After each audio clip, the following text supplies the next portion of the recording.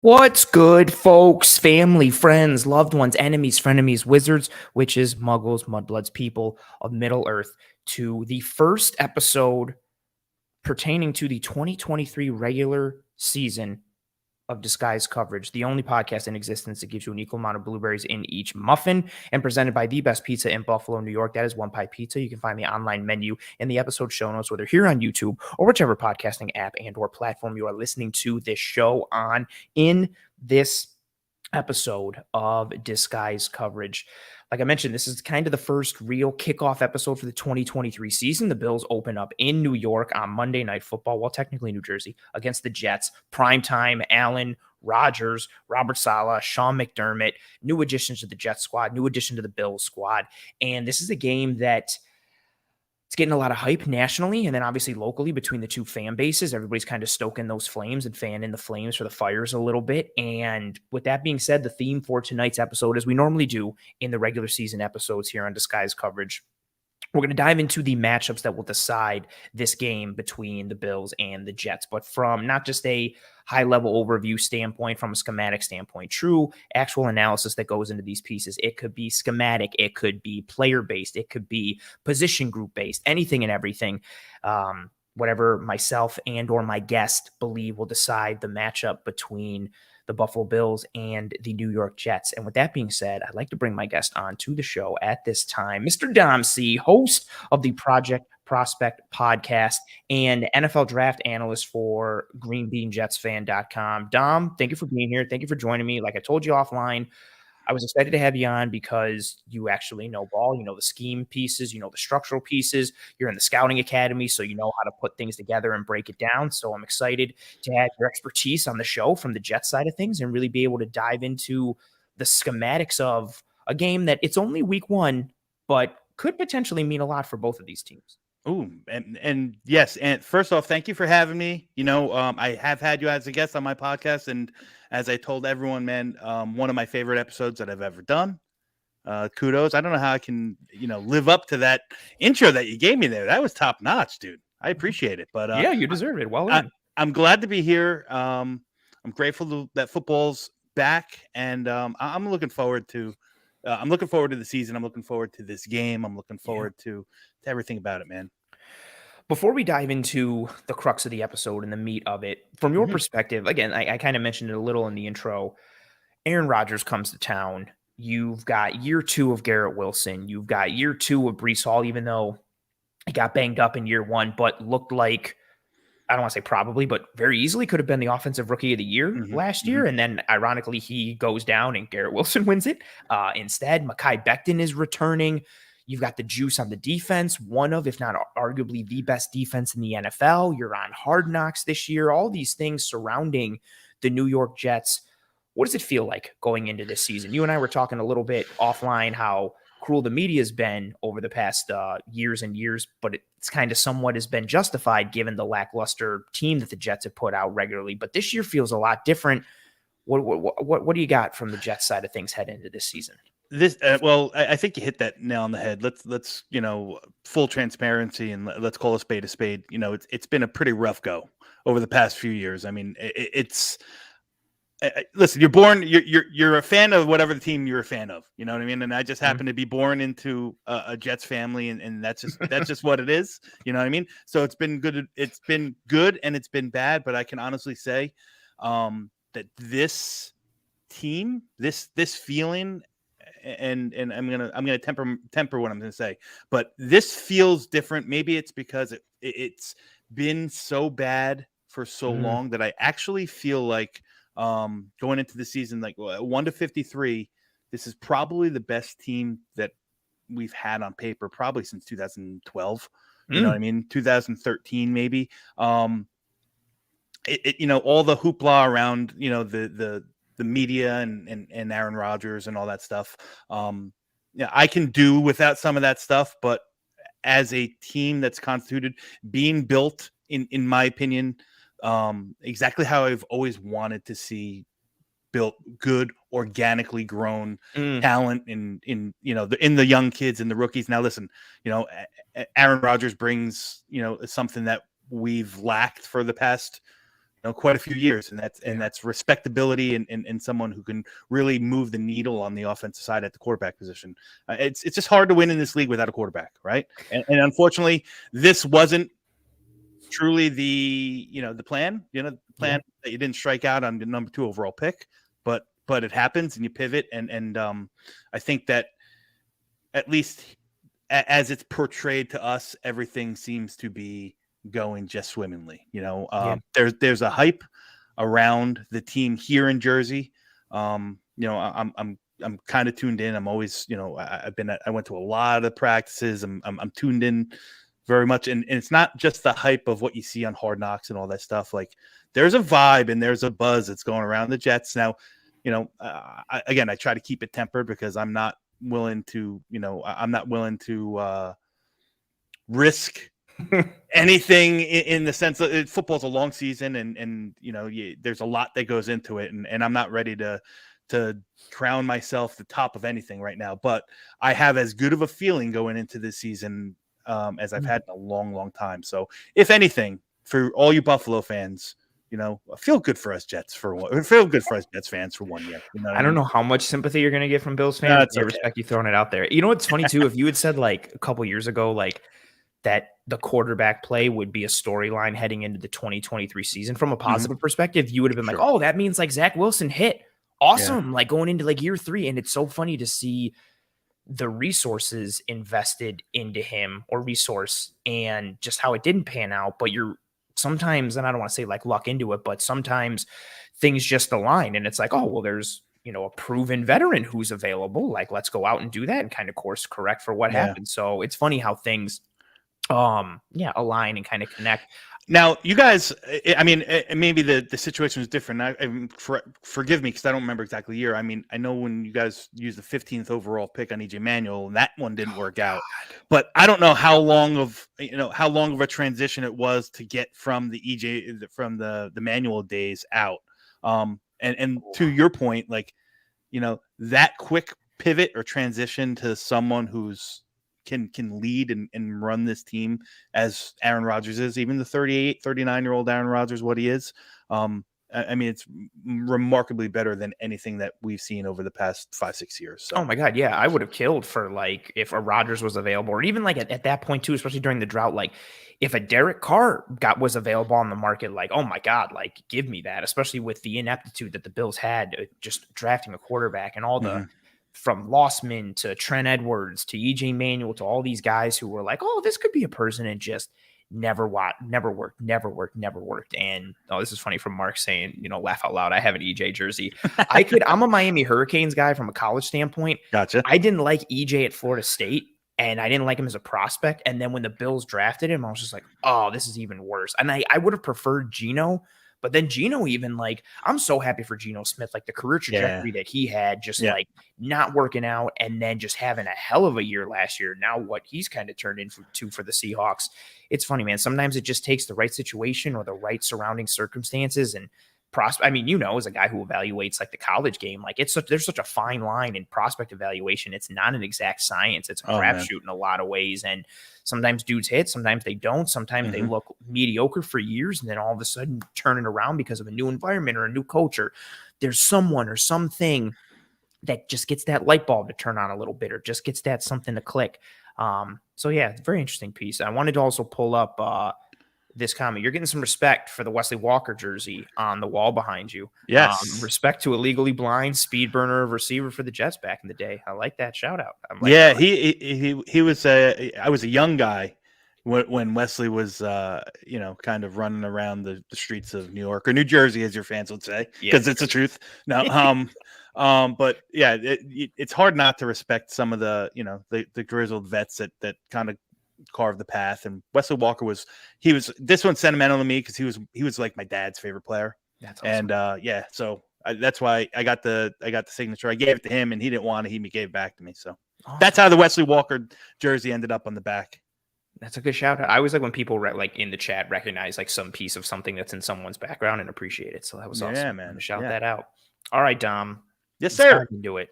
I'm going to change the banner. So again, for those who don't know, Dom and I are diving into the matchups that will decide Bills versus Jets in week 1 now. It could be as wide scale or as small scale and granular as either of us want. It could be one player versus another. It could be one player by itself. It could be an entire side of the ball. It could be a position group, a schematic piece. Anything and everything is available and on the table. Whatever we think are each of us, we're going to give our top 3, whatever we think are the top 3 matchups that will decide this game. I don't know Dom's. Dom doesn't know mine. We might have the exact same list, completely different. We have completely opposite, right? Yeah, it could be. We have no idea. For those of you playing at home and joining us here in the live chat, as we go through, feel free, as we always do here on the show, love the engagement piece.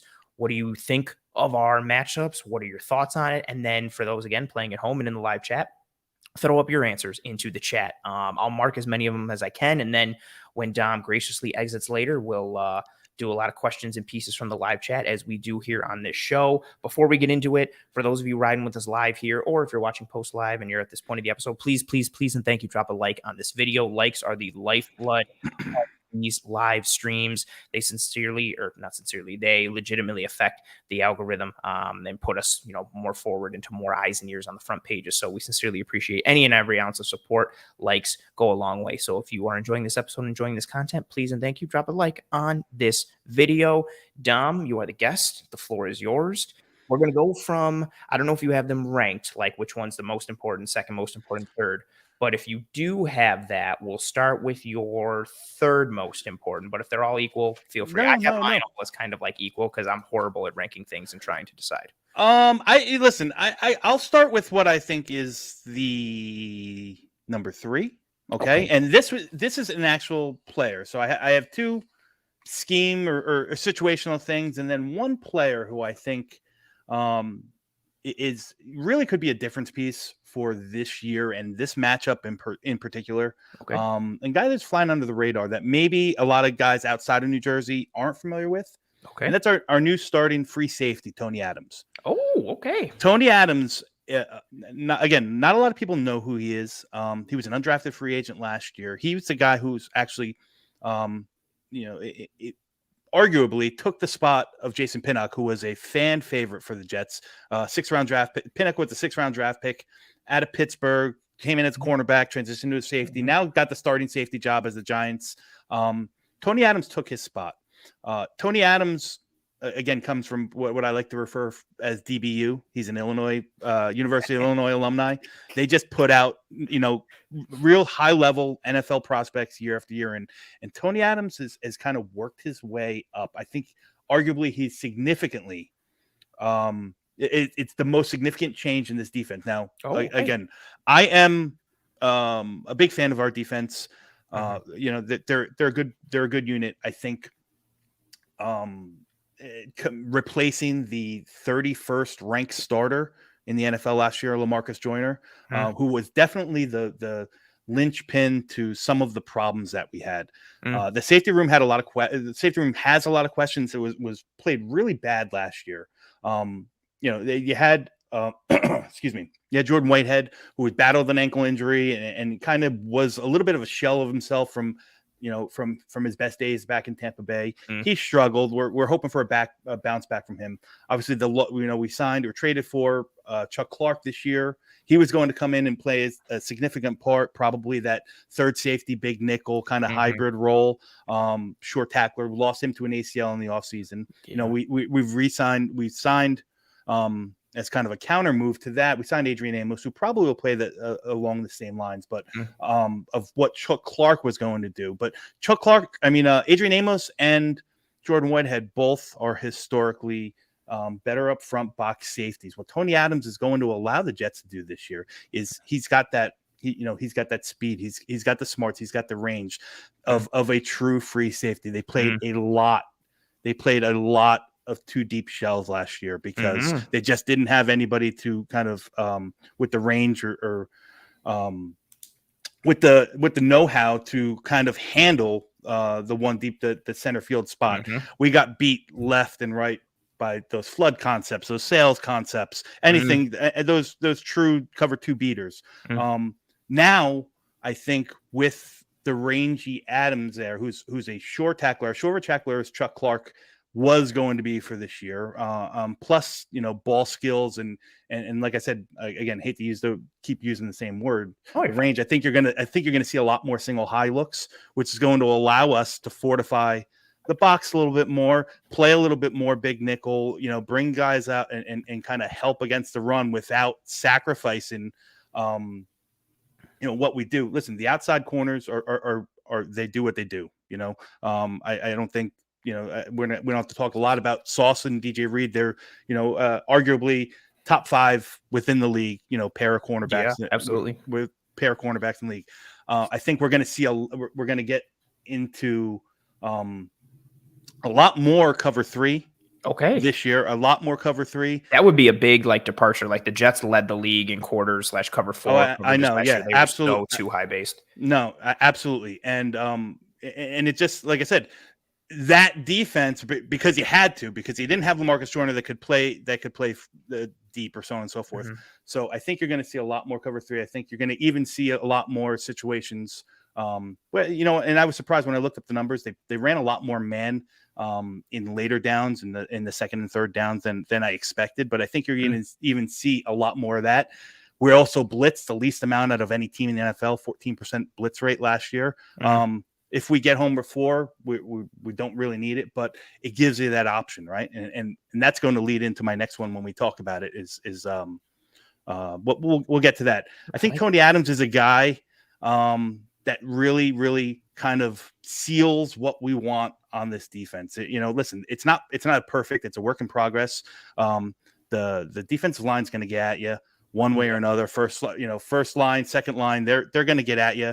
The outside cornerbacks are going to do what they're going to do, and CJ Mosley in the middle is still CJ Mosley, and he's going to produce.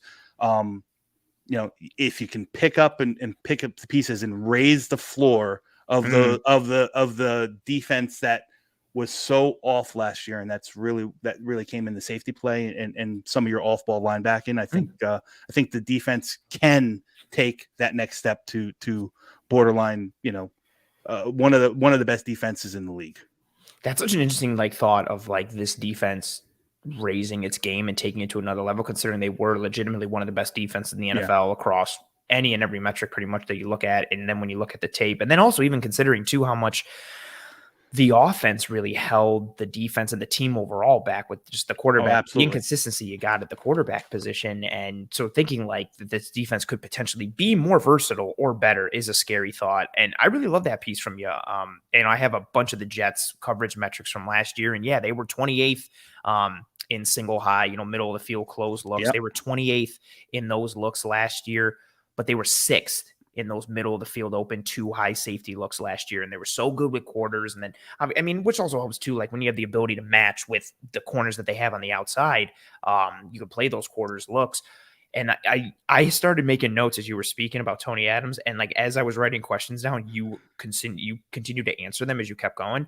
So I don't have any feedback. I just think that my follow-up thought with it is, I wonder how much more coverage diverse this team can get. And if they can get that, because you have a free safety or any kind of safety that allows you to play in that post.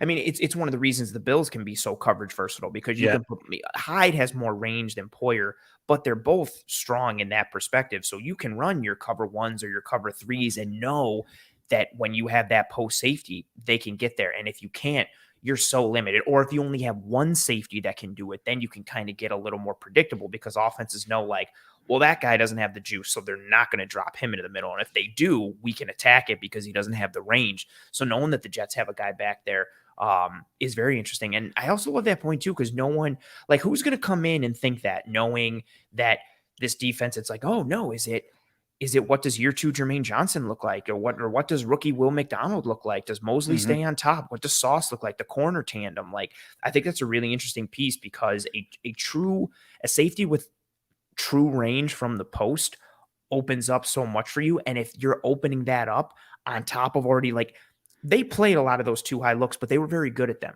So it's even if they wanted to run that back, I'd be okay, that's still a problem. But if they become more coverage diverse, man, that's a really potentially scary thing. Yeah, and to boot, to your point about the abysmal quarterback play last year, I think having again transition a little bit, but having a quarterback that where you're going to give this defense a chance to play with lead and really let the defensive line do what they do. It's going to give you the opportunities to be more diverse on the back ends with coverage, so on and so forth. Because if you keep getting home with 4, and listen, it's the NFL, and things change, with the flip of a coin on a day. So I'm not going to sit here and say we're going to get home with 4 every single time. That's not the case.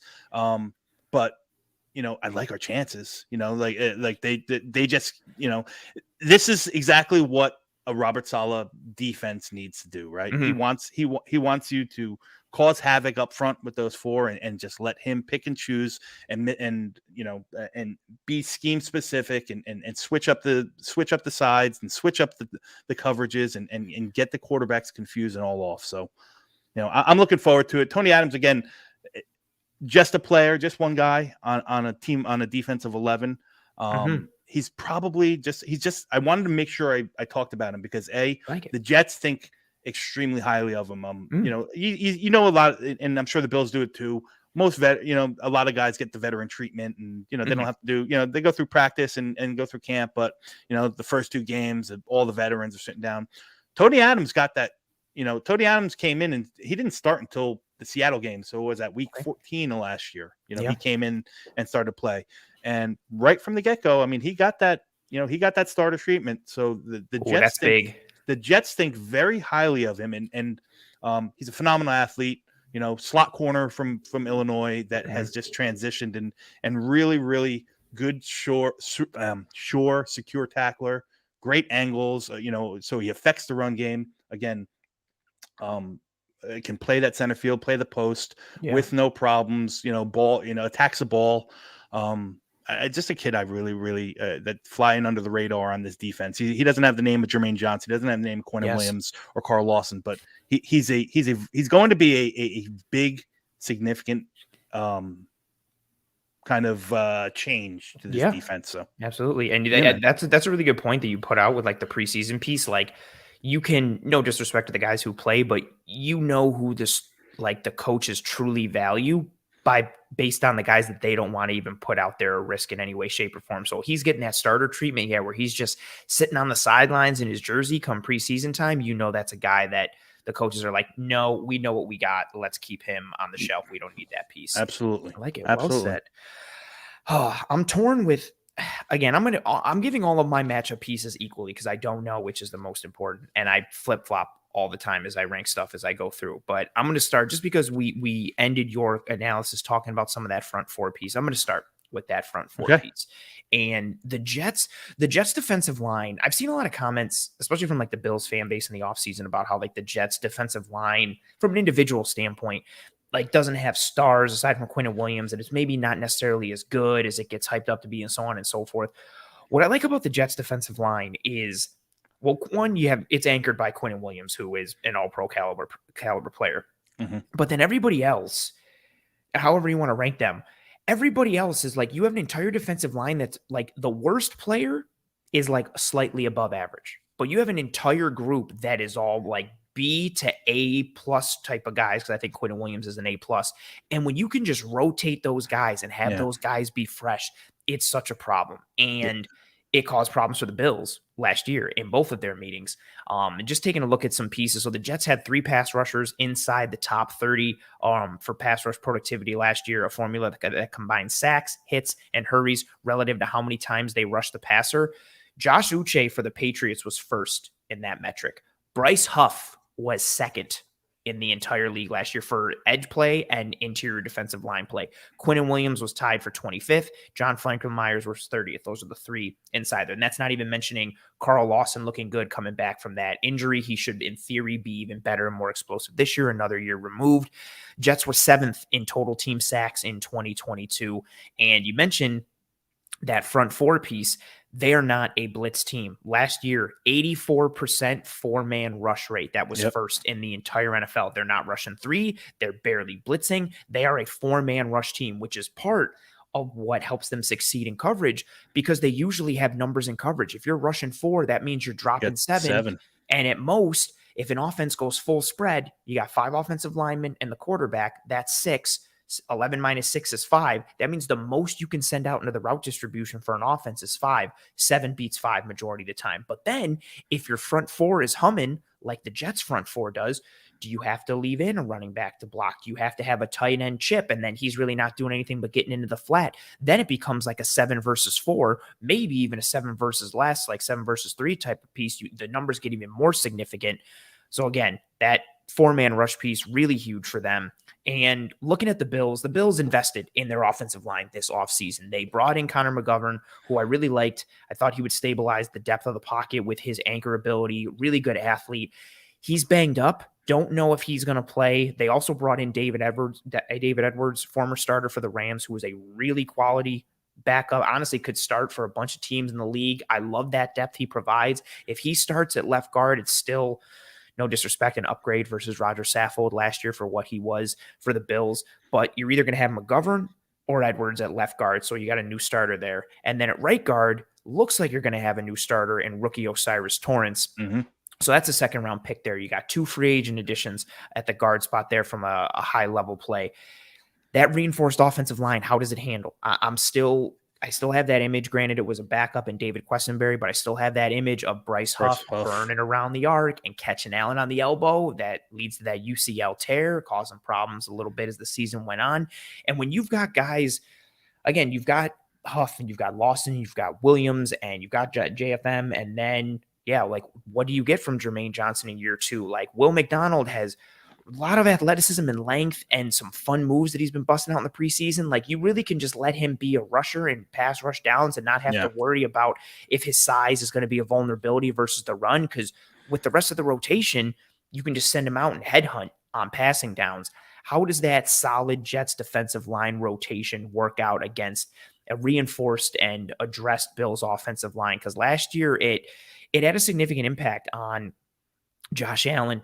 So Josh Allen last year in the first matchup against the Jets, he was pressured 13 times and sacked 5 times. That's a pressure to sack ratio or percentage of 38.5%. In the second matchup against the Jets, Allen was pressured 10 times. He was sacked 3 times for a pressure to sack percentage of 30. So the first game, pressure to sack percentage 38.5. The second, 30%. Allen's pressure to sack ratio or percentage on the year, including those games holistically, he had the 9th lowest out of 40 qualifying quarterbacks at 14.7%. So his yearly ratio was 14.7%, more than doubled significantly both games against the Jets. Not only did they generate pressure, they got home on Josh Allen. I think part of it too is they're able to generate pressure up the gut with Quinn and Williams, but then they have athletes off the edge. Like the guys who are getting in, they're not stiff and they're not, clunky. If Huff gets in, he's an athlete, he's fluid, he's got some bend. Same thing with Carl Lawson. Jermaine Johnson has length and he's got that explosive ability, like JFM had that length. Like when they get through, they have the ability to get home. So from a pass rush standpoint, I'm very interested to see how the fronts go against each other. But then also from a run standpoint, I think the Bills were a very good run team down the stretch last year. It was one of my biggest complaints that they didn't run more, especially with the Allen elbow injury and especially with the weather against Cincinnati in the divisional round. But this Bills run game, especially with James Cook, started to really click at the end of the year in 2022, and especially against light boxes. And in week 9 last year, so the Jets played the Bills in week 9 and week 14. Week 9, the Jets played the Bills with a light box 59% of the time. And then in week 14, 65% of the time. I want to see how that Bills offensive line does from a run game standpoint. If the Jets want to come out with those light boxes, or maybe not if they're playing more single high looks and they're walking a safety down because they're confident with what Tony Adams can do, what does that chess match look like? Because my big thing this year has been teams are going to want to play the Bills with 2 high shells and probably 2 high coverages, but the Bills can run them out of those looks with their downhill run game that they now have with Osiris Torrance and Cook and what they can do. But maybe the Jets don't want to live in that world anymore. And so how does that chess match balance out from a run perspective is what's also in my head. So the big picture matchup piece for me is the Jets D-line against the Bills offensive line, and then all those tangents that really, kind of generate from there. Because I think if we're looking at the tape last year and the metrics, it was advantage Jets defensive line against the Bills offensive line. Yeah. No, I agree. Just about everything that you said. Just about everything that you said. And I'm going to say this. I think that the Bills offensive line has gotten remarkably better. Yes. I Agree. Connor, Connor, Mitch Morse, they're solid. Connor at left guard. I didn't know he was hurt. I didn't know that it was a possibility he was miss a game. Osiris Torrance. That guy is just a mauler. Now, I will say this about Osiris Torrance, and that's going to tie into kind of my next point where I was going to jump into, but No, go ahead. where I also have the Jets pass rush against the right side of the Buffalo Oh, Bills. so that's Spencer Brown and Osiris Torrance. So tying into that, because now my biggest question for Osiris Torrance is, what does he look like against true NFL speed rushers who are going to try and beat him on his right shoulder? And when you can take what the Jets rotation has, they can kick anybody inside and really threaten him with that speed. I stayed away from Spencer. I've just beaten the Spencer Brown horse a million times on this show. Just horrible metrics last year from a pressure standpoint, from whether it's efficiency wise or total volume, and then his mercurial roller coaster play. So yeah, you are absolutely spot on. Continue. Well, and it's funny, you tied into that in Spencer Brown. Before I get into that, and listen, I'm going to say this to you, Ant, and to all your and to all who are watching this and whatnot. I'm not that Jets fan who's saying F the Bills. I got nothing but respect. You guys are, if we want to, you guys are still the ones that we have to beat to get into, to get that title. We're chasing you guys. So that's still so weird to hear. I'm just the drought is so ingrained in me, to hear someone be like, yeah, the Bills are the team to beat. I'm just like, where am I? It still just hits me weird. Continue. So, and I got nothing but I got nothing but props for the, for what McDermott and the whole front office has done in the team. Now, I thought it was interesting. Spencer Brown's going into what, year 4? 3? Okay. Spencer Brown is what he is, and you're not going to have all pros at all 22 starting roles. I get that. But for me, it seems like I'm going to compare Spencer Brown to Boogie Basham. Oh God, I dislike Boogie Basham as a prospect. That's oh man. Well, they came in right around the same time. Maybe Boogie was a year earlier, if I'm not mistaken, or if not the same year. But it seems that they were very quick to cut bait with Boogie, right? Oh yeah, maybe I think they were the same year. Sorry, continue. Yeah, they're the same year, but they cut bait with Boogie, and they gave him his option, they gave him his opportunity, and then they finally said, okay, you know what, we're gonna move on. We're deep at the defensive line, we're gonna trade him off to the Giants, so on and so forth. Now, is that the same pattern that you, as a fan, as an in-depth fan, think that's gonna happen with Spencer Brown now that they signed? Oh my God, what's his face from Cincinnati? They got the tackle that they just brought in. Oh, Jermaine Ifedi. Yeah. Now, do you think that Jermaine Ifedi coming in has Spencer Brown on a little bit of a short leash, or you think he's going to be? I would like him to be on a short leash. They brought in Brandon Shell from Miami last year, who was not good in pass protection either. His metrics are roughly the same as Brown. His tape isn't great. He's good against the run though. I think they genuinely like Spencer Brown. And also and I've given this caveat every single time, right? The whole Spencer Brown story, played eight-man football in high school, played at University of Northern Iowa, didn't play during the COVID year. He was really learning how to play tackle in the NFL with every single rep. Then he gets banged up last year in the offseason, didn't have a ton of time on task. It hurt his development, so on and so forth. I think that ceiling is still somewhat attainable for him, and I think there's the difference between him and Basham. I think Basham was supposed to be a high floor, low ceiling kind of guy. Spencer Brown was the low floor, high ceiling guy because of his athleticism and all the traits, and I think that's part of the reason, in addition to not having the depth at tackle that they do at edge, that they're still holding on to Brown. I think you could potentially still kind of scratch that surface. But I think Brandon Shell was going to be somewhat of the safety net. He retired out of nowhere. Yeah. They had to bring someone in. I like the idea of Ifedi being there if Spencer Brown continues to be that roller coaster. For me, I would have no problem if Ifedi came out and started week 1. I want to get off the Spencer Brown roller coaster. I still think the ceiling can be there, but it's just far. When he loses bad. You and I talked to when I was on your show, we were talking prospects, and I remember mentioning how much I like Darnell Wright. I wanted the Bills to get Darnell Wright at right tackle. And Darnell Wright has such a beautiful snatch trap, right? When you see a snatch trap, it's done by an offensive lineman to a defensive lineman.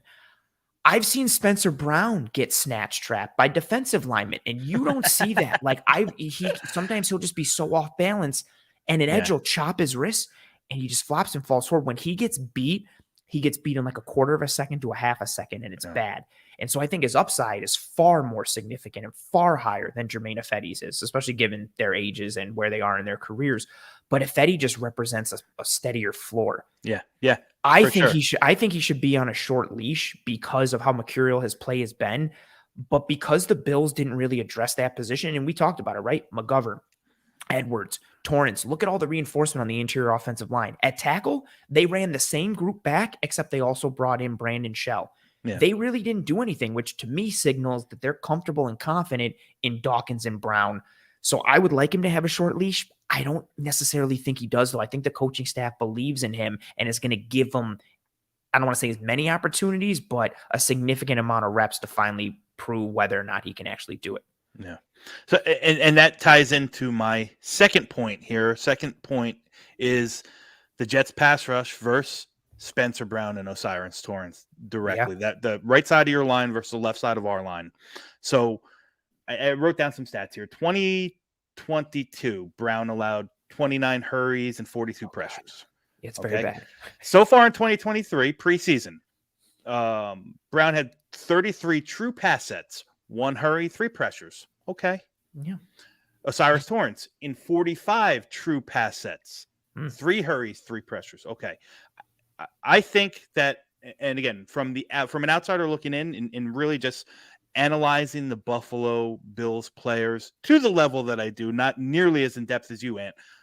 But I would say that Spencer Brown is much more of a sure run blocker right now than he is a pass blocker. He's actually a plus run blocker. Yeah. You really see the physicality and the athleticism, and him and Torrance together as run blockers. It's so pretty. But dangerous. From the pass rush perspective, like you said, very much a question. The speed, the speed hurts both of those guys, and I think you hit it on the head with Torrance. Like I said, a phenomenal prospect. I think he's going to play a long time in the league. You know, there's a couple things that when I was scouting him that I had questions. Now he wasn't my favorite offensive lineman. And again, that's no disrespect or no knock on him. I think I had him like 5 or 6 along my interior line, which included the centers. So he was up there, but I questioned how his lateral mobility was, and also he had this tendency. Florida fan, you're a Miami fan. I'm a Florida fan. I watched a lot of his college games, and then really dove into his tape. He has this he kind of overly mechanical and kind of oversets a little bit, again, in the pass, gives up a lot against the inside. I'm just think a favorable matchup is the speed and the games that we can play up front on that left side. You're talking Quinn Williams, Quinn Jefferson, who just came in, who's he's a true pass rush interior guy. You have JFM, you have Jermaine Johnson. JFM can bump inside. You have Jermaine Johnson. You have Bryce Huff coming, whose get off is world class at this point. You could put a real good NASCAR package together and have speed at all 4 down lineman spots. And even with that, exactly with the get off between him and McDonald on both sides, if you ever see it, McDonald front line up from that wide 9, it's a scary proposition. But I think if I'm looking at the Buffalo offensive line with an honest glare, I think speed against that right side is where it can be advantageous to the Jets. I expect to see a lot of overloads. I expect to see a lot of game playing up there. Test them as much as you can. Yeah. Yeah. I think that's one spot where I think, if there's anything that I would check off as an advantage, it's that. It's the pass rush on that side of the line. Now, again, last year, you talked about some of the struggles. If there was any struggles, you talked about some of the struggles that the Bills had on the middle of their line. I think they fortified that a lot. You know what I mean? I think adding the guards and so on and so forth. Minnesota Buffalo last year was a stupid real good game. Yeah, stupid game. A real good example of that showed me. All right, they said right then and there, all right, we got to fix the middle of this line, right? We got to fix the middle of this line, and they did that. I'm curious to see how Osiris Torrance, who's as big of a brute as you're going to find in this in any of these rookies. I'm curious to see how he's going to adjust to real high end pass rushing. And listen, it's not just the Jets. The NFC, all the AFC East, they face a bunch of dogs this year. Yeah, you're going to get Micah Parsons, and you're going to get Azeez Ojulari and Kayvon Thibodeau and the Giants, and as well as the dog fighting that we do within the division. Oh, absolutely. The Jets rush and the Bills rush, and the Pats Miami, and the Dolphins. Yeah, Miami bringing Jalen Phillips and the Dolphins and so on and so forth. So they're going to get tested, and all the offensive lines in the AFC East, Bills and Jets included, are going to get tested, and they're going to get tested often. I like that point a lot. And so what's funny too, like I remember when I saw Torrance at the Senior Bowl, and just an absolute mountain of a man, and I'm standing behind him, an individual, and I love watching trench work like at the Senior Bowl, and like they're doing one-on-ones and pass rush. It's beautiful. And I'm standing behind Torrance, and Eric is next to me, and I remember elbowing Eric because Torrance is like right in front of me, but his hands are down, and I can see the inside of his glove, and it says 4XL because his hands are just massive, and they're just giant vice grip paws. And the one thing I will say, because my biggest question for him coming in, I was like, okay, he's big, he's a bruiser, he's a mauler, like you said, he's a people mover, this downhill presence, but he is big. He's not the most laterally agile. Like, he's not the guy you want in space. Even him climbing to the second level, I found him a bit clunky at times. Mm-hmm. The first day I saw him at training camp, he slimmed down significantly. I would love to know what his weight is right now. And him slimming down made me think whether he or probably the team first thing was like, hey, we love your play style. You got to be able to move quicker at this level, because your speed, you're going to get tested by speed left and right from a pass rush perspective. And I think he was brought in, to your point, Torrance, McGovern, David Edwards, guys who have good anchors, aside from Osiris Torrance's rep against Jalen Carter when he got dog walked into the backfield. So forget about that anchor rep, because everybody gets dog walked by Carter. But they made a significant effort in fortifying the depth of the pocket, because that's where Allen, when he sees that pressure, and it does it with any quarterback, you get that pressure from the interior, you're immediately trying to bail. It affects your vision. It affects your confidence. And when it happens consistently, it changes how you are back there. And Allen gets a little skittish, not from a fear perspective, but from a screw this, I'm going to try and make the play on my own. And he's bailing out of the pocket before he needs to and all that stuff. So Torrance, I think, was a move in that direction, but there was that speed question. So I'm very interested to see how much he looked trim. He was still big, but he had slimmed down significantly. So I'm interested to see, how he plays against just guys with that speed. Like, because he looked good against Pittsburgh. Pittsburgh is more guys who match with what he does, guys who are just power and try to go through you. You're not going through Osiris Torrance. Or you could potentially get around him, or you can set him up to get around him. And like you said, cut back inside and take that inside shoulder. I'm interested to see, how that quickness that he may have now, because he shed some weight, how that holds up. And then, testing him and Spencer Brown in the preseason have been very good with their communication. Brown has been calling out slot blitzes and calling out, overloads, and you take this guy. They've been passing off well when it comes to games, but it's very different when you get a game in the preseason versus a 2-man game in the regular season. It's that Jets front, and they're pinpoint attacking you based on game plan. So I think that's very well said, and it ties in a bit. Not to continue to beat that horse, but some more Spencer Brown stats. There were 88 tackles that had at least 20% of pass protection reps in 2022. Spencer Brown was tied for 69th out of those 88 tackles in pass block efficiency.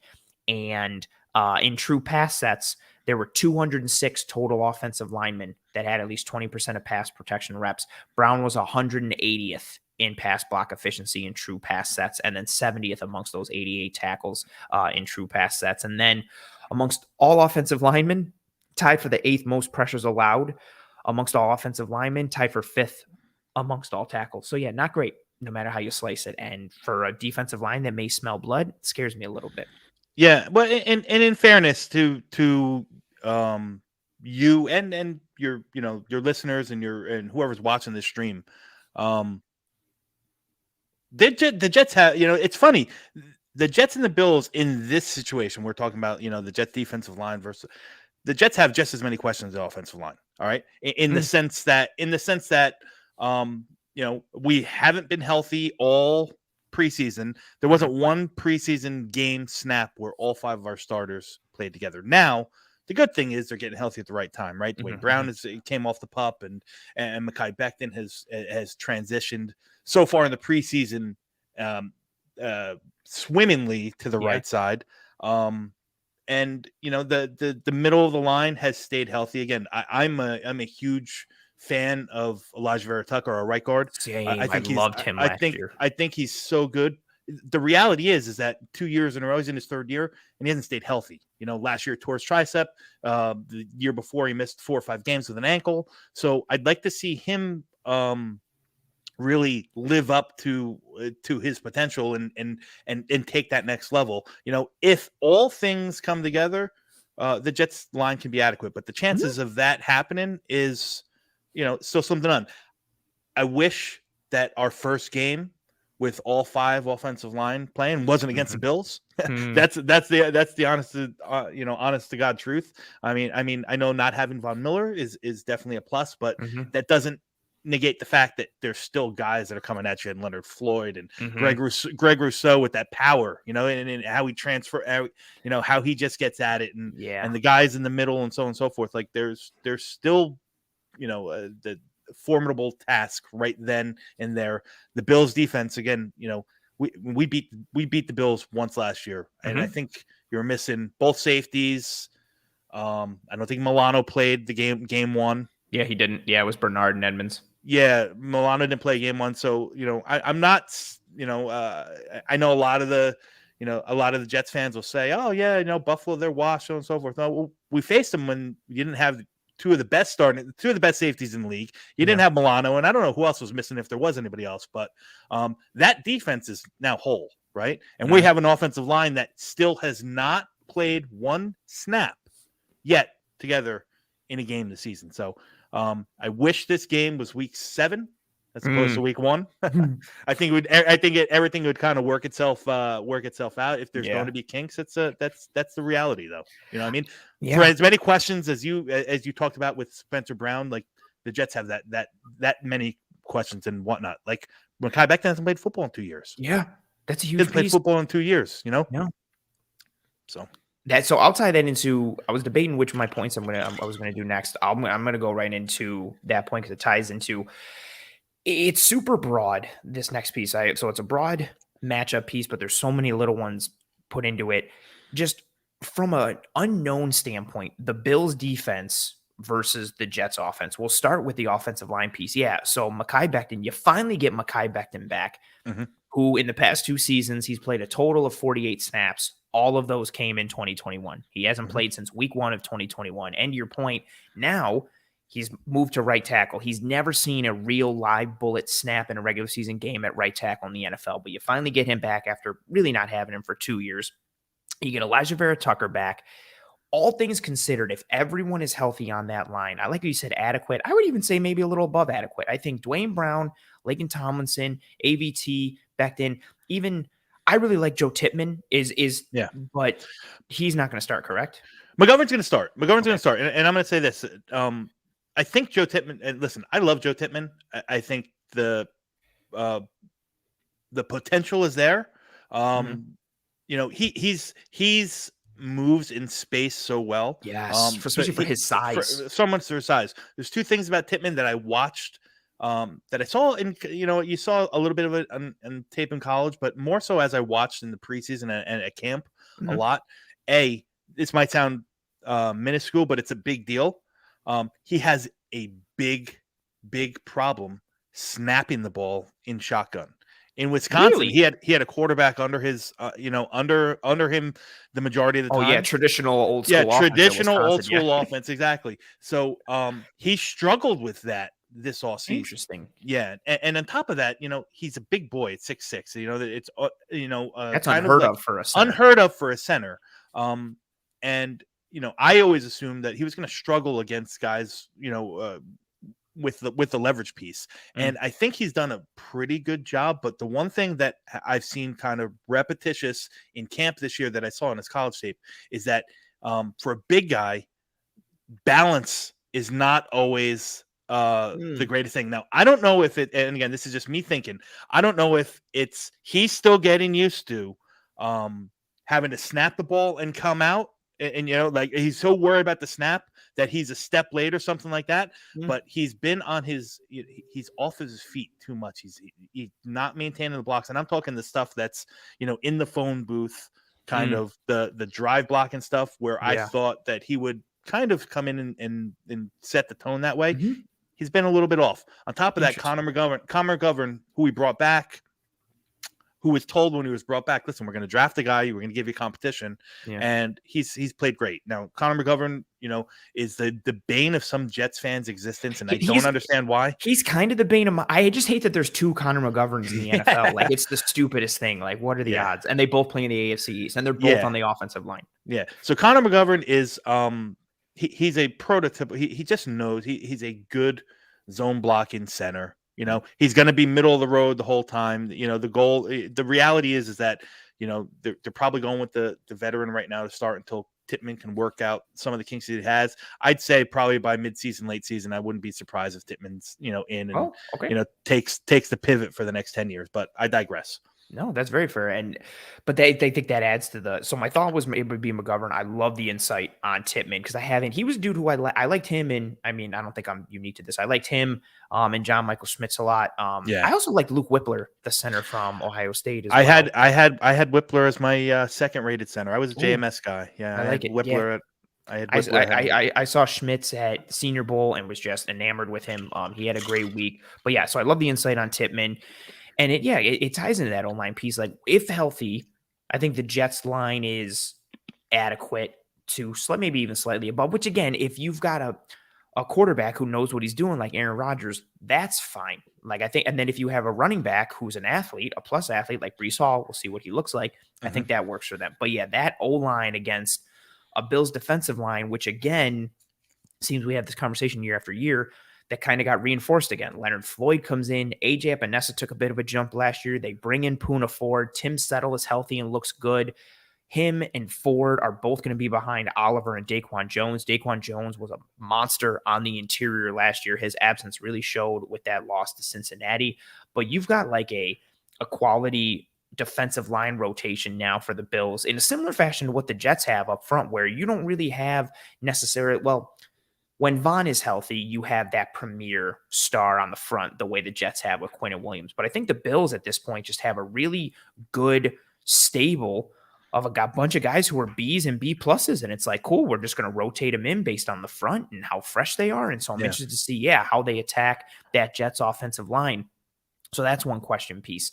What does Breece Hall look like in his return? He was and to see how much of a dual threat he was last year, considering Garrett Wilson wasn't truly Garrett Wilson early in the year because the quarterback play was kind of meh, although he looked sick with Joe Flacco against the Browns. But Breece Hall was like the offense early on, and teams just could not stop Breece Hall. What does he look like coming back a year removed from tearing that ACL? Again, he tore it in week 7. Usually you're not the same until the year after your first year back, so it's usually year 2. How healthy is he? How explosive? How close can he get to that pre-ACL tear form?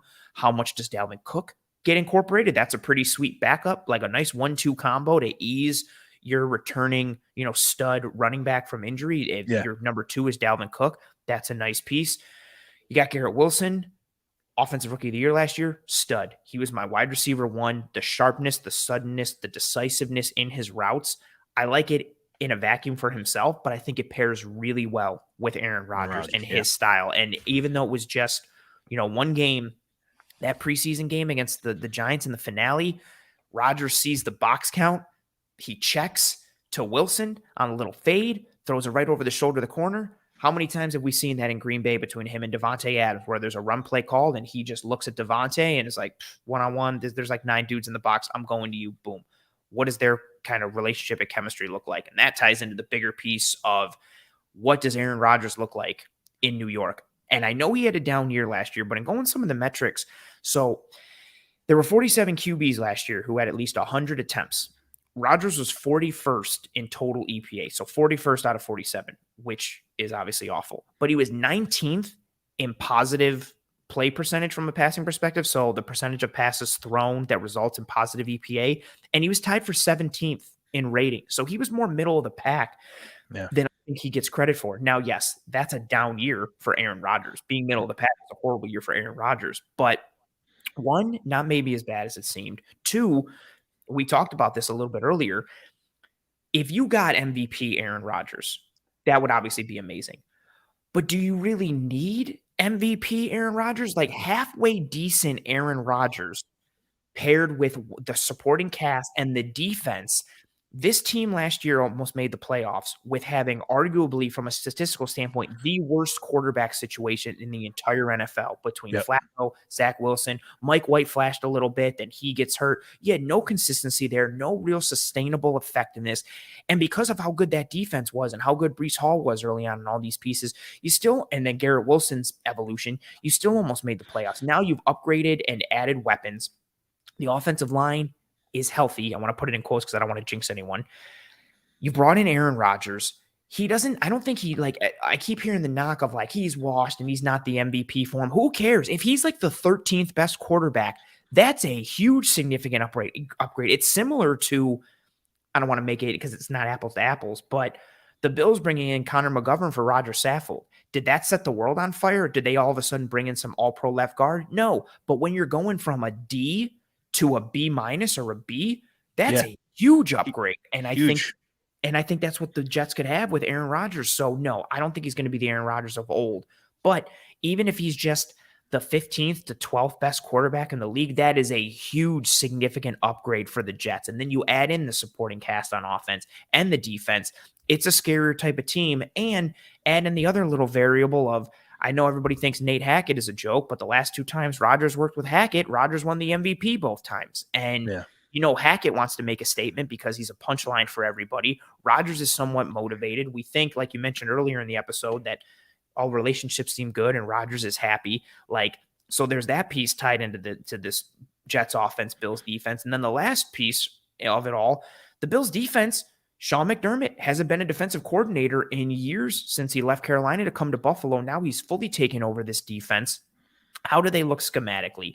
A Sean McDermott defense is different than a Leslie Frazier defense. I know McDermott's fingerprints have been on things with Frazier under him these last several years. But you got to imagine it's going to be much more aggressive than Leslie Frazier, than what Leslie Frazier was.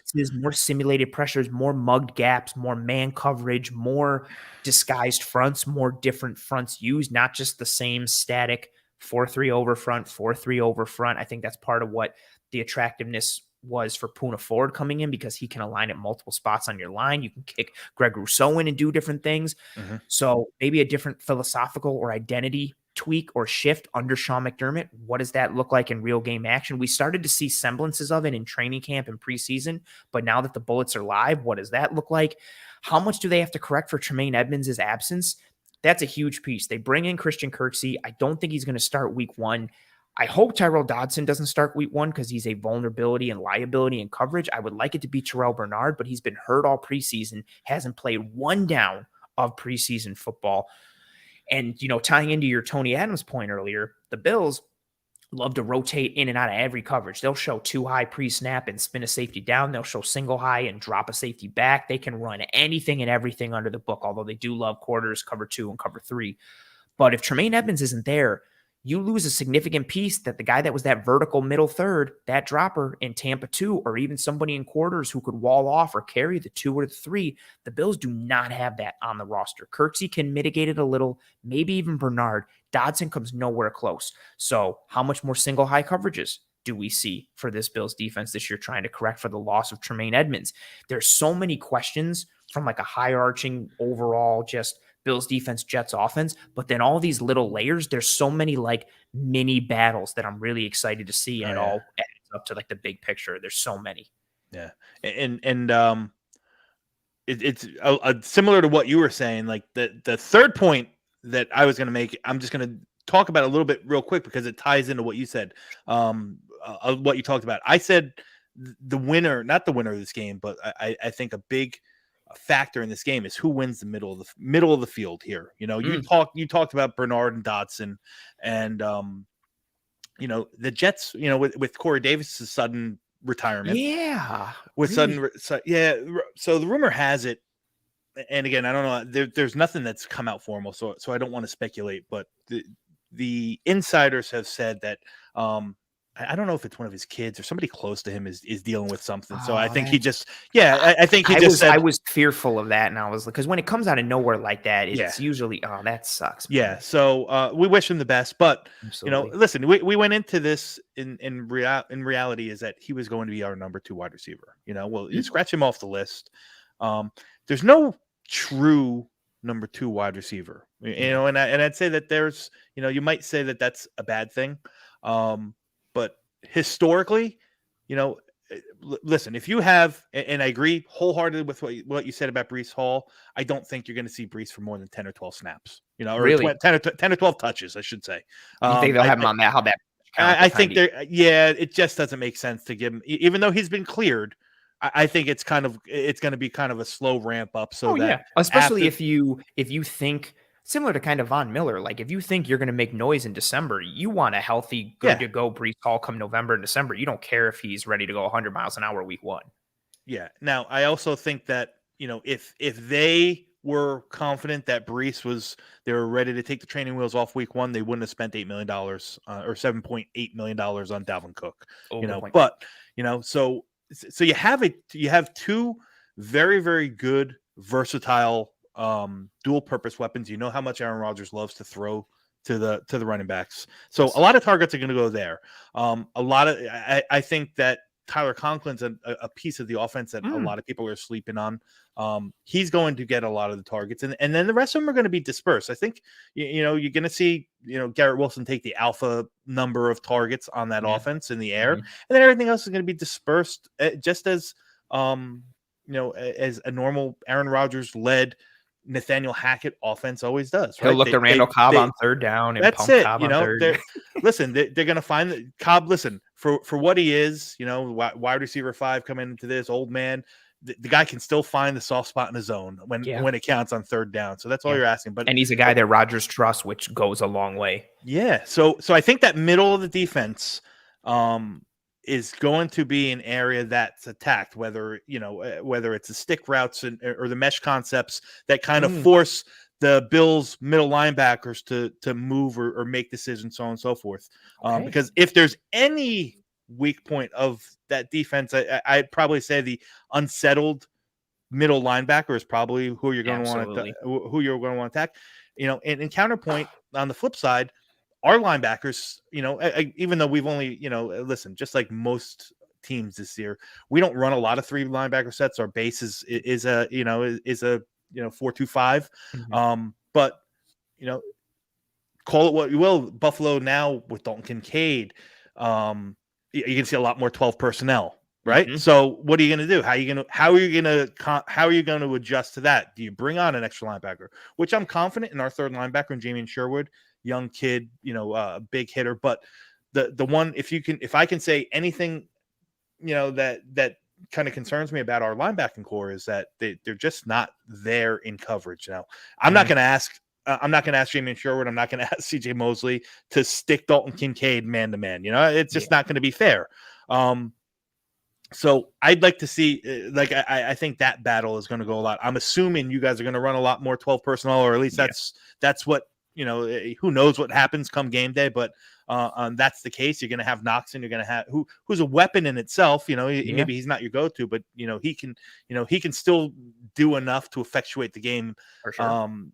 Kincaid is just like another another big wide receiver. And see, Uh, now I'm interested to see, like, isn't just from the Jets, but it'll obviously be this for week 1. Like, I'm very interested to see how defenses choose to defend the yeah, Bills 12 me too. personnel package. Like, do they just see Kincaid as a big wide receiver and they're like, cool, we're just staying nickel? Or is he functioning as a blocker and the run game is working to the point where defenses have to say, we have to treat it like an actual 12 and we have to bring in a third linebacker or a third safety to try and Yeah. bridge the athleticism, big hybrid gap type of thing. I'm very interested to see how defenses choose to defend that 12 personnel. If I was to guess, I think that's how the Jets would probably attack it. They're going to probably have a third safety on Okay. board, unless it. Yeah, I mean, listen, you could.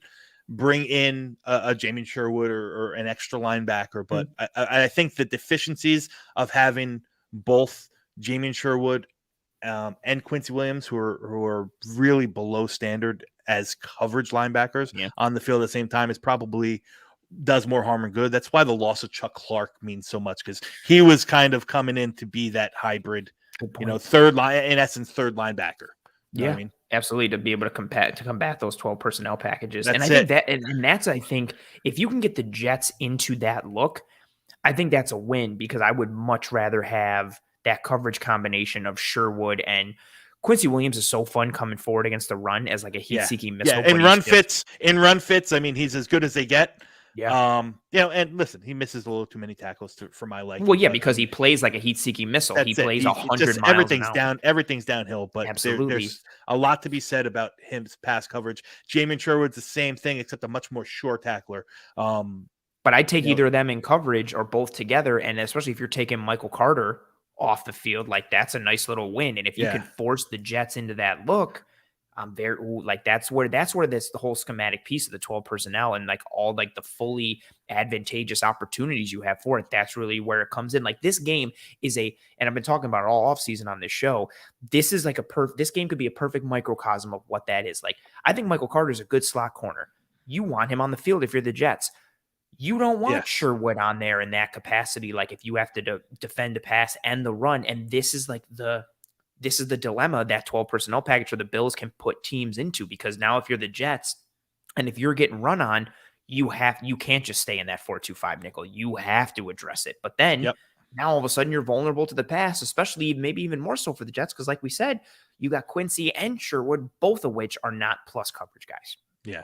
And listen, and the way the Jets defense works, the statistics are what they are, but they're the middle of the field. Those, that hook route area in the middle of the field between the tackle box is getting the most action, because not a lot of people are testing. They're not going to test on the outside a lot of the times, So they're seeing it, and you'd like to see them step up in the game. But I hear you loud and clear. Like that's definitely a concern of mine. If they come in and they have to they adjust and they bring a third linebacker on it, is it how does that help Josh Allen kind of be even better than he already is? I mean, you put a mismatch like Quincy Williams on Dalton Kincaid or ask him to do it too much, I mean, it's game over. Yeah, absolutely. And then I'm even thinking too, like with how successful Allen and the Bills have been against single high coverages. Like if the Jets do want to play more of that because they have Tony Adams there, like does that maybe potentially work against them because of how successful Josh has been, especially if you're pairing that with a run game that's worked, and now you're bringing in the play action and you've got Kincaid and Knox that can threaten the seams, or you're running these deep overs and just attack and cover 3 or even cover 1 if they're in it, because you've got Sauce and DJ on the outsides and you feel comfortable running cover 1. Like there's so many schematic pieces in this game that I think are very exciting. And then that ties into my last point, really just overarching Josh Allen versus the Jets defense. And some of this is tied to the front, but the Jets had a really good game plan from a coverage standpoint. Both games last year caused Josh to be inefficient. He had some poor decision-making. Granted, the numbers could be affected a little different, but from an advanced metric standpoint, Josh's numbers just were, especially in that first game, significantly different. So Josh Allen, 2022, his quarterback rating was 96.6, which was 9th in the entire league out of 47 qualifying quarterbacks. His rating week 9 against the Jets, 46.8, which was 25th out of 27. He had a 52.9 completion percentage in week 9 versus his average of 63.3 on the year. He was 4th in total passing EPA last year in 2022. Out of those 27 quarterbacks in week 9, he was 26th in EPA. And then he was 3rd in positive passing play percentage on the year, 19th out of those 27 qualifying quarterbacks in week 9. And then similar numbers overall to a degree in that week 14 game, even with the win. So the Bills win that game. Allen's rating went up big time. He went up to an 86.5. So it went from a 46.8 in week 9 to an 86.5 in week 14, which is similar or closer to his 96.6 on the year. But he was still 20th out of 27 qualified in QBs and passing EPA. He was 23rd in positive passing play percentage, again, out of those 27 qualifying QBs. The Jets, whether it's their personnel or the schematic pieces, they really just had a good answer for the Bills' game plan. I think also some of it by week 9, we started to see some redundancies in the Ken Dorsey offense and some aspects that I think teams were realizing, some tendency pieces that were coming out. Okay, this look means this play. And if I can figure that out watching the tape, the Jets, any NFL scouting department or analytics group or film watcher is going to figure that out. And the Bills were using certain looks in week 9 and week 14 that they had been using strictly out of the running certain plays out of certain alignments and formations and certain down and distances and situations that were predictable by the time they got to week 9, even more so when they got to week 14. So then seeing how the Jets just kind of knew what was coming, paired with the technique that they have on that side of the ball from their players, from the athletes that they have on that side of the ball compared with the front.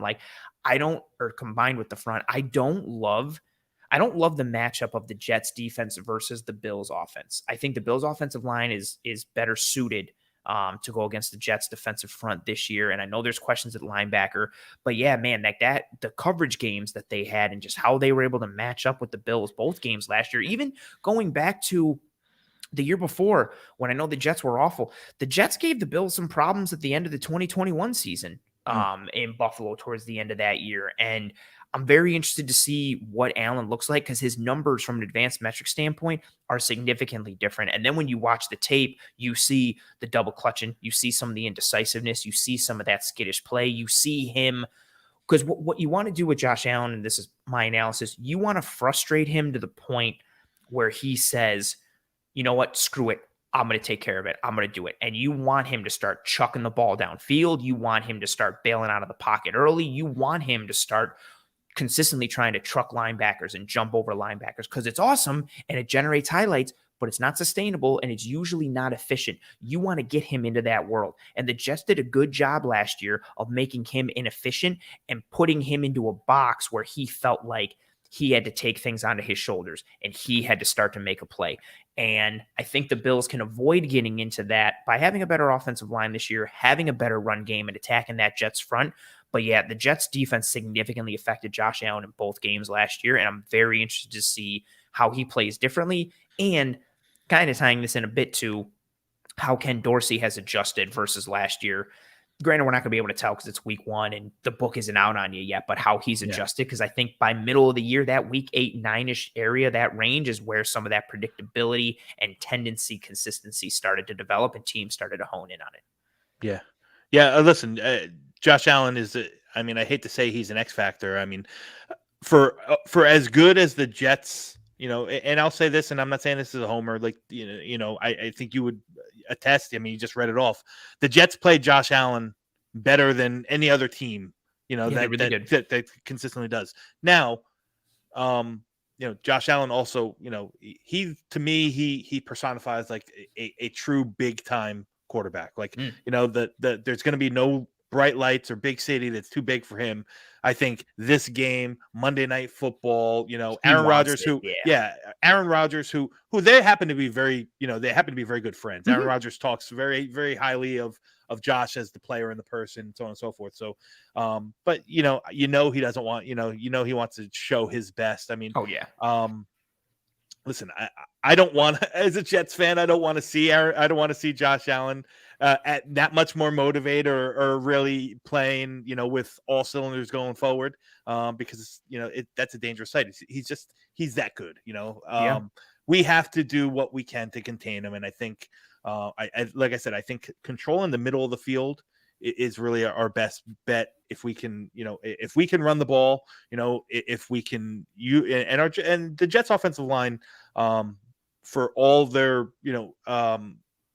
unsurety and cohesion that they've lacked to build this offseason, they're a set of 5 really, really good run blockers. So if we can effectuate the run, which is obviously, outside zone's a staple in Nathaniel Hackett's offense. We've been running a lot more inside zone this year in camp and in preseason. Oh, okay. Yeah. And I think, if you do that, if you can establish the run, you keep Josh Allen off the field, and the Jets are going to have that much more of a chance. And that's a point too, right? Like the Bills like to play like Yeah, boxes. light They boxes. like nickel personnel and they like two high shells and all that. Can you force the Bills defense to a point where they have to spin a safety down consistently because you're effectively running the ball on them? Like who controls that piece? Like that's something that I think is a big piece as well. Well, the Taylor Rapp edition, I think, is going a little bit under the radar as well. I mean, you got to imagine. I got to imagine there's going to be plenty of times where you see all three safeties on the field and in that big nickel. Yeah, and I'm wondering. We've been talking a lot about is it a big nickel where he's replacing Taron Johnson, or is he stepping in for whoever the linebacker is and he's the dime linebacker? Kind of like that sub, yeah. Because that's what he did towards the back end of that Super Bowl run. Nick Scott and Eric Weddle, I still can't believe Eric Weddle started on that team and won a ring, came in off the street. But Weddle and Scott were the starting safeties in the Super Bowl. Rapp was coming in as the dime linebacker and going up against, Jamar Chase in the slot and Tyler Boyd, and sometimes being in, that apex defender role, but a lot of times in a true like off ball in the box stack linebacker type of role. The problem is if you're doing that too much, then you kind of get predictable. You need to, can someone use that tendency against you? But that's been a huge piece. Like, I don't know if it's a long-term play or if it's something more for this year. The money that he took, I just felt like Taylor Rapp could have gotten more to go somewhere else. And coming in here, something made him say, yep. And I just feel like they have something for him. Yeah. No, I agree wholeheartly. And a lot of that, and it's funny you say that too, because as I talked about the Jets linebackers and, their pluses and their minuses, everyone was a Quan Alexander fan and what he brought in Quan Alexander electric. And he was your quote unquote typical coverage linebacker. Yeah. And everyone said, well, the Jets could have brought him back. He signed with Pittsburgh for $1.5 million.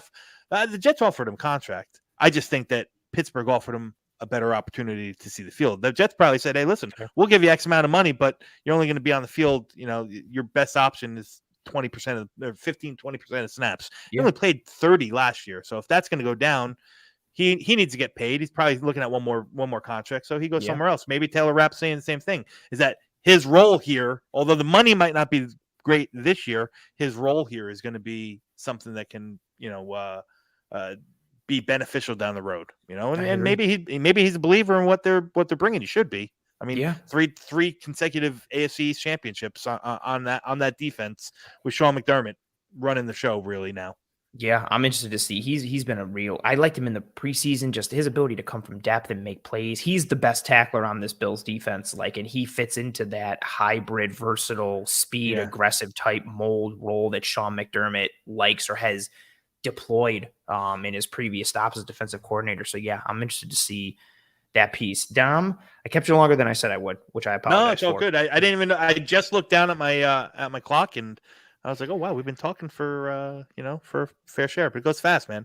Absolutely, it does. For everybody here watching live, I've been marking questions from you folks as we've gone through. So we're going to dive into the questions from the live chat as we wrap up this episode here. But Dom, I'm going to drop the banner there so everybody can see your name just to be sure. You came as advertised. Well, I should have known. Like you and I, like you mentioned, like I had been on your show earlier this offseason. We're talking about prospects and tying it into some Bills and Jets piece, but really just diving into a lot of prospect evaluation heading into the draft. And I was really excited to get you on the show because, like I told you offline, like it's tough finding other people in this niche who cover teams but have that X's and O's and that schematic perspective. A lot of times, like I get the beat reporter guys who are nice, like they offer a different kind of perspective. But I was excited to have you on the show with, again, you going to the scouting academy and knowing everything that you know from a schematic and scheme standpoint and structure standpoint.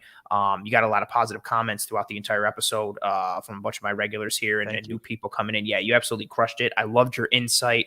And I just enjoyed chopping it up and talking ball for, this hour and 20 minutes roughly. And just in case people don't know who you are or where they can find you, the floor is yours. Plug anything and everything you got. You crushed it. I appreciate it. And listen, it was an honor and a pleasure, and I mean that wholeheartedly. Like I said, we've talked and we've chatted plenty of times off air and in DMs, and I got nothing but respect for you and the entire Cover One clan. I'm a subscriber, I'm a follower, I listen, I watch. So the Bills fans have a good thing here with you guys. So thank you to that. Myself, you guys can catch me on Twitter. I'm pretty active on Twitter all the time. It's at DC_NY Jets. I'm also I co-host a show, a panel, a Jets talk show on Monday nights at 7 p.m. with on Buffalo Jets fan. Actually, he's a guy in Buffalo who's a Jets fan, and the Buffalo Jets fan is a great show. He's got a big channel, about 12,000 subscribers. We chop up a show there. I also have the Project Prospect podcast, which will be coming on soon. Now is just not the time for me to kind of dive into that or get people. Now is not the time as the season starts over. But trust me, I'm already knee deep in prospect evals for the 2024 class.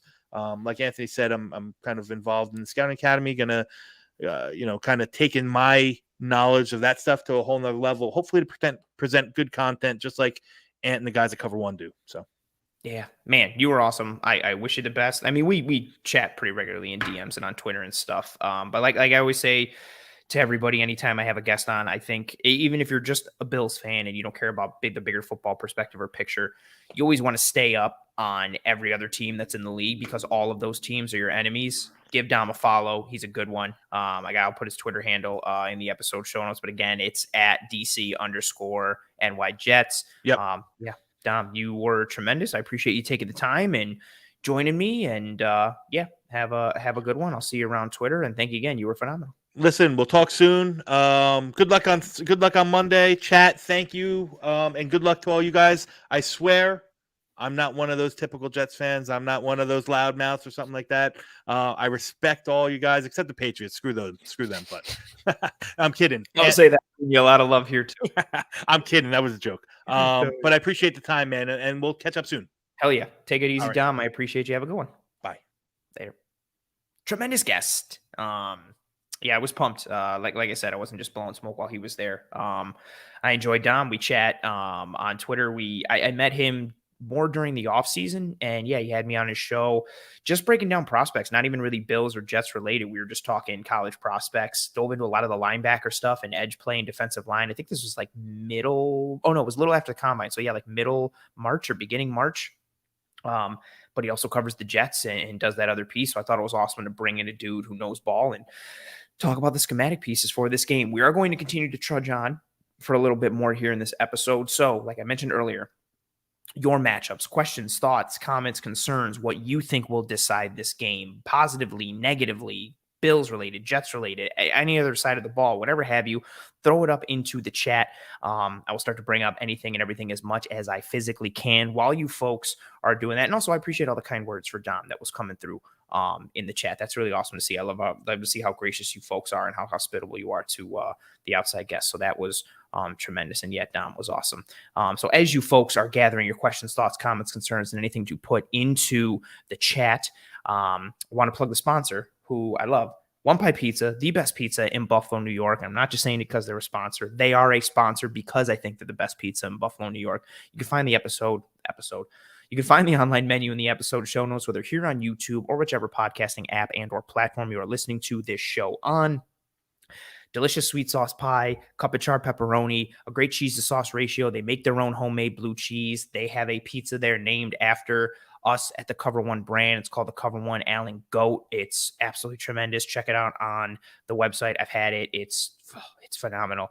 And also they do a lot of good for the community. They partner with Roswell. They partner with the SPCA. They partner with the Alzheimer's Foundation. They do work with Toys for Tots come the holiday time.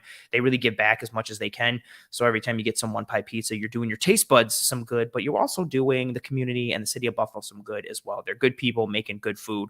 Go get yourself some One Pie Pizza. Again, online menu can be found in the episode show notes here on YouTube or whichever podcasting app or platform you are listening to this show on. Let us go to some comments here. Carl says, will John Butler do any play calling or will Sean be able to handle it all? This is a really interesting one, right? Sean mentioned that piece towards the end of the preseason game in terms of like play calling duties and what it looked like in the preseason and then what it may look like going forward. That kind of came as a shock a little bit because for all intents and purposes, it was like Sean McDermott's going to call this defense and run this defense. I think Sean, so to answer this specific question, I think Sean McDermott can handle it all. I think the question is just, will he? Like, does he have confidence in Butler or anyone else who may potentially step up at some point? Or is he going to look to just ride with that and keep that responsibility on his shoulders? That is a sneaky one, right? Because we've talked this all offseason about how important the schematic pieces may be because of Sean McDermott really holistically taking over this defense and the tweaks in philosophy and play style we may see. So how much of that remains if John Butler is calling the plays or if someone else is calling the plays? Like, I think that's a very good question. I think it's going to be Sean McDermott for the Jets game, and I think he can handle it all, but it may be, kind of like a bigger question of if he wants to continue doing that going forward. That's a good question. Sarah says, do you think McD is secretly planning on playing a lot of dime with Milano and Rap? I do think we're going to see that Raptor package. Shout out to Chris Kepner from Cover One for coining that phrase. I do think we're going to see some Taylor Rapp in this game. I don't know how much, it might only be, I think a lot of it's going to be determined by down and distance. So maybe depending on game script, like maybe he's only seeing 10 snaps. The next week, he might see 20 or 25. It's going to be tough to predict, but I do think we're going to see some dime with Taylor Rapp. I do think he'll see the field for a handful of plays. I do think it'll come in a dime perspective. It's really going to tie into what happens at linebacker. Like if Bernard is your starting linebacker with Milano, there's less of a necessity to pull him for Rapp. I would still like to do that, but it's much less necessity and just more preference. If Dodson is the starting linebacker, it's preference, but it's also heavy necessity because Dodson just can't function in those coverage structures that you need him to, like you would like to, given the type of coverage versatility you'd like to have if you're the Bills, and you kind of need to have in today's NFL. So it depends, Sarah, on how you're defining a lot, but I do think Rapp is going to see a handful of plays in this game, and I do expect them to be in that dime linebacker scenario. Another question for Carl from Carl. Which team's linebackers will play better in this game? Oh, will Terrell Bernard be the starter or will it be Dodson? I think the Bills linebackers will play better, mainly because I think Milano is the best linebacker out of all of them. Mosley is very good too. But I think with, like we touched on it briefly with Dom, I think the Bills' 12 personnel package has the opportunity to give the Jets problems. And if that forces the Jets to either walk a safety down, I think the Bills can eat on those single high looks. They want to do that, or they're going to run it down the Jets' throat. And if the Jets try to match it with base personnel or a bigger body safety because of the run aspect of this team with Knox and Kincaid out there, like that's fine. Then they're going to be vulnerable in the pass to Knox and especially Kincaid. So I think when we're looking at the overall performance and effectiveness, I do think it'll be the Bills linebackers, mainly because I just think Milano is overarching above everyone. But as a group, I'm more confident in the Jets linebackers just because it represents more of a known quantity, right? Milano and Dodson, even though I think Milano is the best linebacker out of everybody in this game, I like Mosley and Williams more than I do Milano and Dodson, just because Dodson ranks so low for me. But then if Bernard is in there, I feel better about the Bills linebacker grouping. RJ saying, yeah, John Butler did a great job in the preseason. It's so tough too, though, because preseason game plans don't really exist. You're not scheming for anyone. You're not putting together really like a tendency package or situational work. You're not trying to specifically pinpoint and attack anyone in the preseason. So because of that, the play calling is different. Not to mention you want to give kind of a vanilla perspective and play calling game in the preseason because you don't want to really put anything on tape. So Butler did do good, but it's just a vastly different piece. But that's fair. Yeah, and Spin says here, I think coaches around the league are letting coaches that are not the DC or OC call plays for experience. Yeah, Mike Vrabel has been doing that.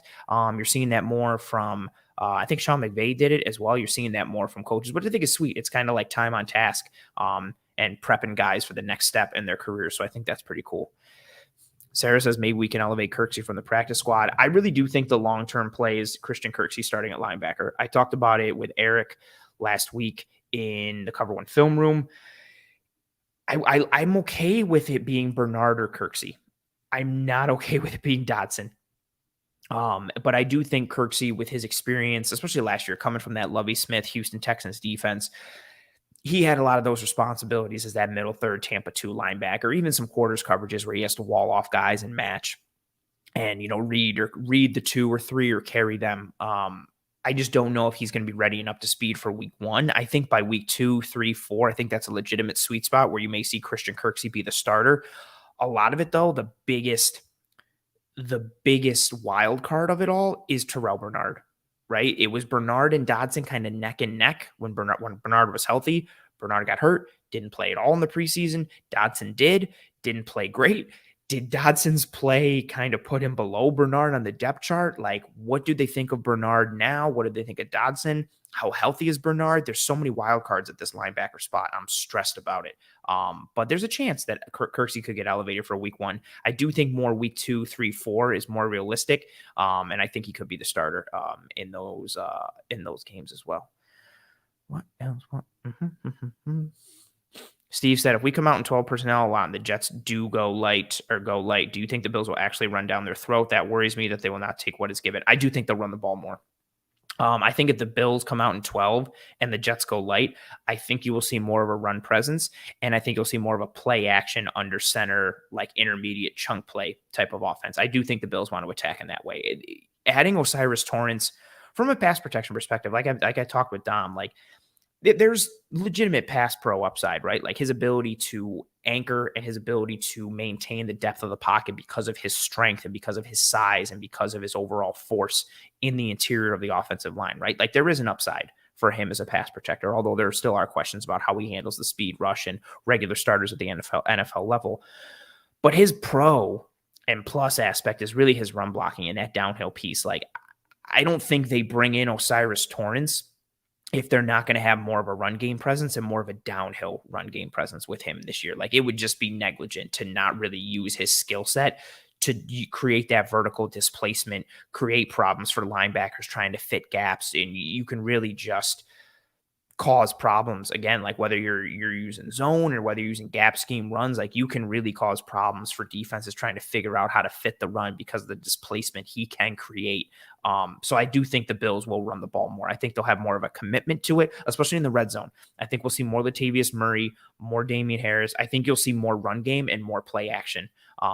So again, maybe you're not taking what is given from a run perspective, but I think they'll create the threat of it and then tie it in with play action and some shots. I think you will see that. Zach says, I think the Bills need a quick passing game versus a tough defense at all 3 levels and a D-line that gave us fits last year. Very fair. Get Cook or Hardy out in space and easy looks for Kincaid.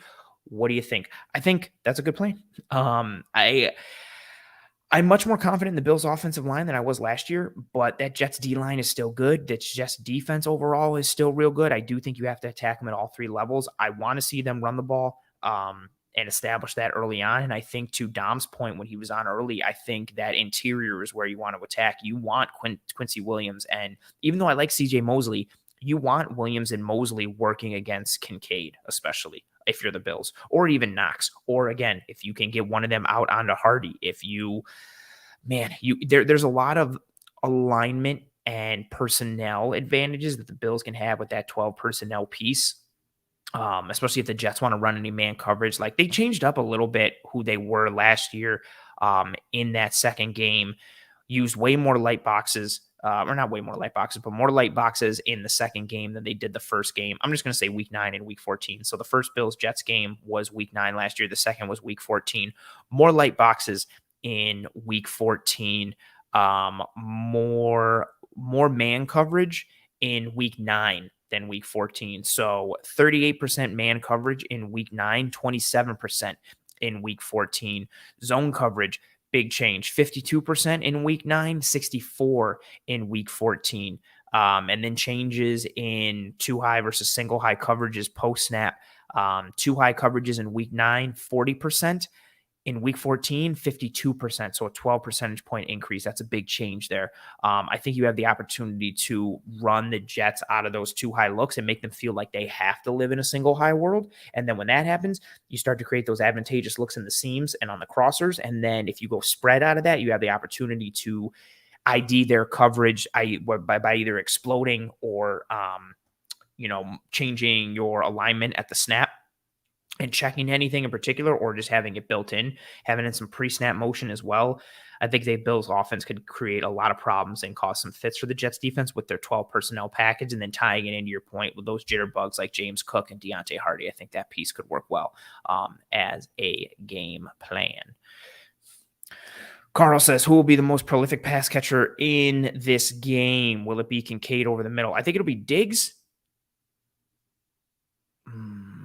I think Kincaid could be number 2, legitimately, because of the mismatch potential against the safeties in the middle of the field. Like, I think you could see Kincaid with either the second or third most receptions, or maybe even the second or third most targets overall, or potentially like some really big third down conversions, or a couple touchdown targets, or red zone targets, I should say, maybe even a touchdown. I think it'll either be Kincaid or Gabe Davis, but based on the matchup, I could see it being Kincaid.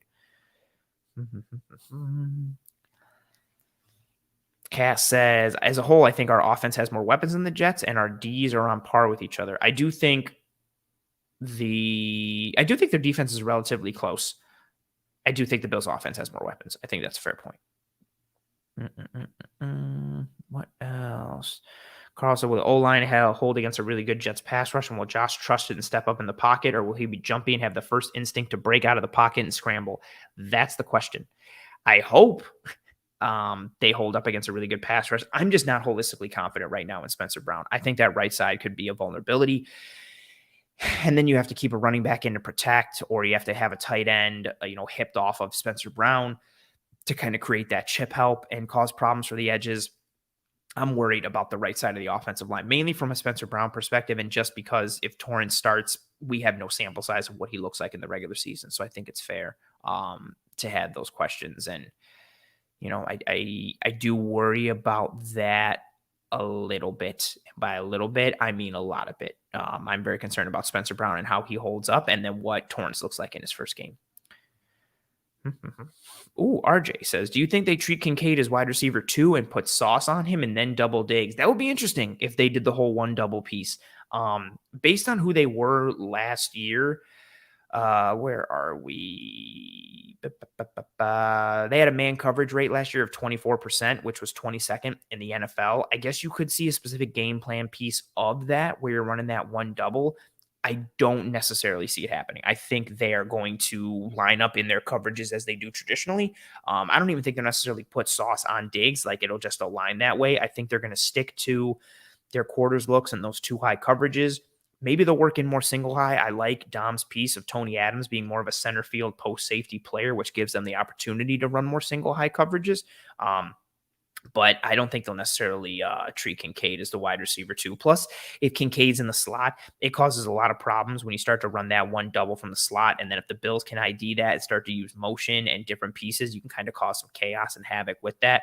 Because also, too, if they put Sauce on Kincaid, Sauce is probably going to have to kick into the slot. Or, again, if Kincaid is attached to the formation, it just creates a lot of problems schematically for the defense. But I think that's a fair question.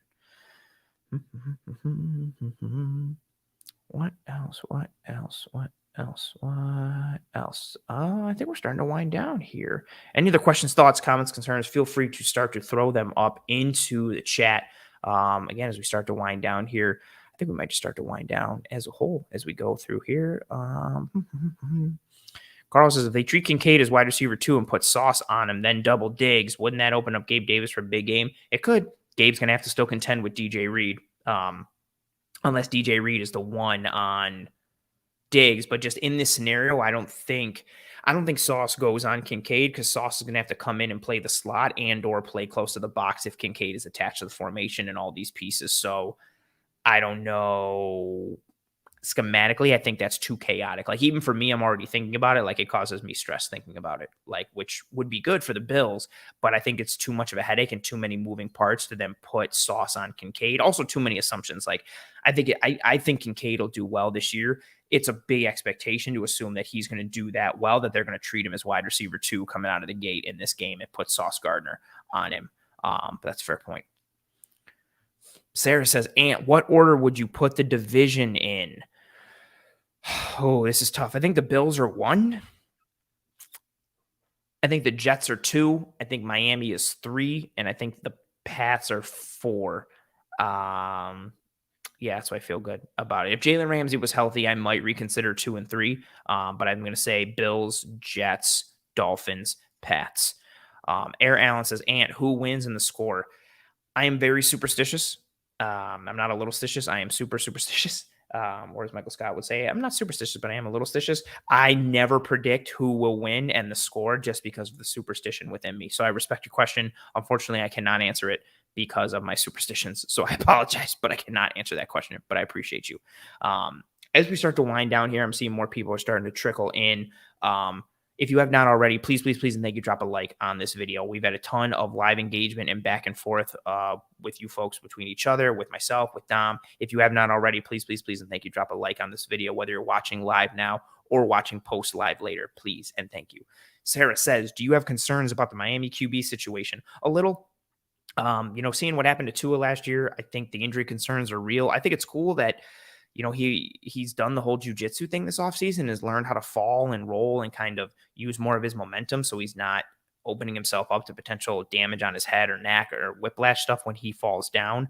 From his overall game, I do think there is some legitimacy to the idea of like getting him off his first read and making him less robotic and less mechanical, and making him have to read things out. The reason I don't have too many concerns is I think Mike McDaniel is a good play designer and a good play caller, and having Tyreek Hill and Jalen Waddle is just such a plus. And I also think they're going to be able to run the ball a little bit this year.